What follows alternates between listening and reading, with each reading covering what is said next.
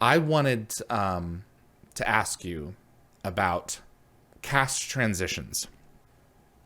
Which do you think were some of the more successful? Which do you think were just more out of... They all happened for their different reasons. Jonas replaced Daniel. Daniel replaced Jonas. Cameron took over for Jack. Vala was introduced. Jennifer Keller replaced Carson. Samantha Carter replaced Dr. Weir. And Woolsey eventually replaced Carter as well. Now, keep all that encapsulated. And what do you, how do you feel about the cast transitions for those shows, and how? I mean, I don't know that yeah, it's going to sound like I'm dodging, but I don't know that I don't know that I would, I'd ever look at them as something I could rank. Like they all were, necessary. They were necessitated by either things going on behind the scenes or story, and so I always saw them as something that had to happen. And in almost every case you mentioned, I think it was successful. It did what it needed to do. It brought new energy and chemistry to the show, and I think with a couple of exceptions, I think the fans were always maybe they didn't like the change initially, but if you went back and said, well, would you take Woolsey out of the show? They would say, no, I wouldn't do that at all. I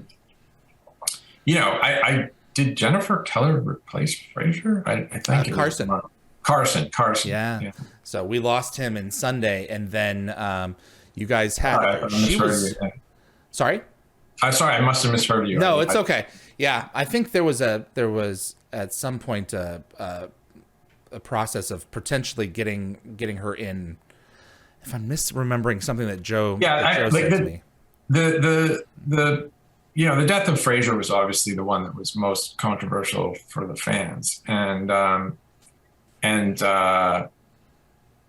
so I mean that one I never saw as being one where we ever really replaced her. That was not so much of a, that was not a casting decision. That was a story decision. And to be fair, I did not put her on this list.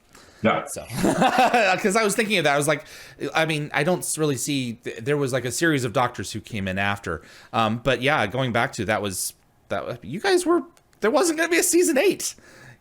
This was it. And had there only been 7 seasons of SG-1, I don't think anyone would have complained. Yeah. I mean, there would have been a few complainers, but in the scheme of things, I mean, plans change, and it is still, I think, one of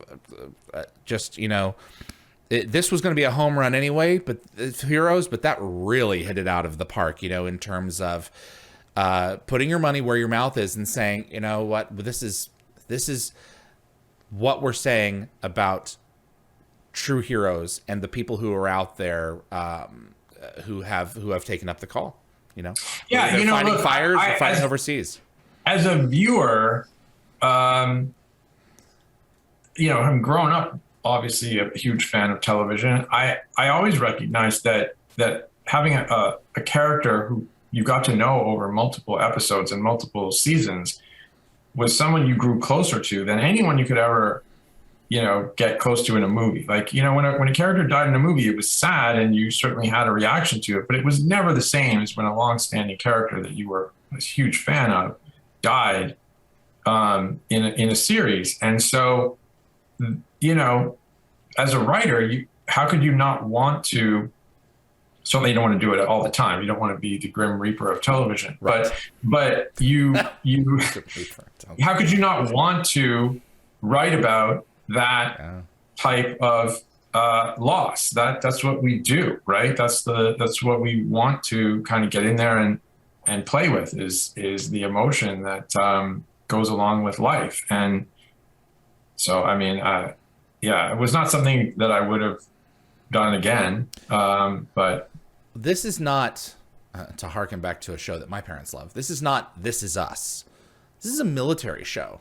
And this is a conflict series where war is very much happening. So I think that it added some legitimacy, much like Tasha Yar's death in Next Generation did. You know, people can be taken from us at any point. The same as what happened with Daniel, except it was just a little bit more metaphysical. Yeah, I mean, look, it wasn't a comedy. It was a drama, a science fiction action show, but had all those elements, drama and comedy, and yeah, and for the most part, it was meant to be fun and make you think. But it was not. We never pretended to suggest it was going to shy away from some issues every now and then. Jack wanted to know, were there ever any ideas thrown around for Jonas to pop up in the last 3 seasons of SG-1? Langara gets a mention in I believe it's season 10, where they've been taken by the Ori. But other than that, there's not much of a reference after Fallout. Yeah, I can't remember, honestly. I can't remember. I'm sure there were conversations about how to include him or bring him back, but I don't remember any specific stories I can relate. Okay. Jupiter 2 wanted to know, was it an easy decision in sometimes having the same guest actors appear in the series more than once, even through a different character? Or was it a struggle because of the recognition? Well, have you ever gone through the list on IMDb of how many actors were in SG-1? It's a lot. And Vancouver wasn't that big a town. How many human beings do you think we could find to read lines over the course of 14 seasons? So, I mean, we really tried hard not to cast the same actor in the same series, but excuse me. Yeah. But if we were switching shows, Garwin Sanford, for instance, yeah. You know, what choice did we have? Yeah. I mean, Garwin's a super talented actor, and he was right for the role. And by the way, everyone in the show was acting. That's not actually them.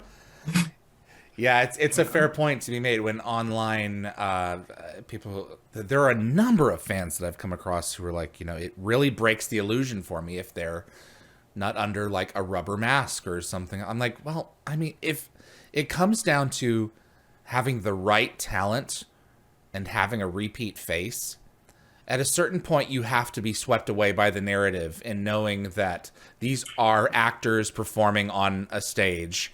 And that where do you draw the line? You have to draw the line in buying what you're seeing.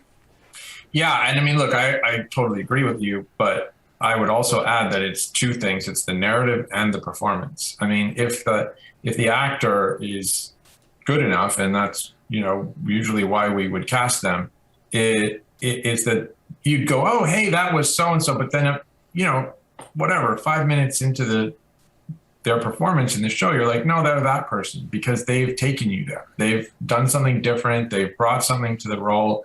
And that's why we, you know, look, you know, Reese Witherspoon has been in a few television shows in the last little while, often on the air at the same time. And I tune in and watch it knowing it's Reese Witherspoon. And I'm there to see, in part, what she does with this role, this different role, and also look at that story as a different animal than what I just watched on another channel. Thanks for watching this clip from Dial the Gate. You can find the full live stream shows on our YouTube channel or visit dialthegate.com for the complete schedule. See you on the other side.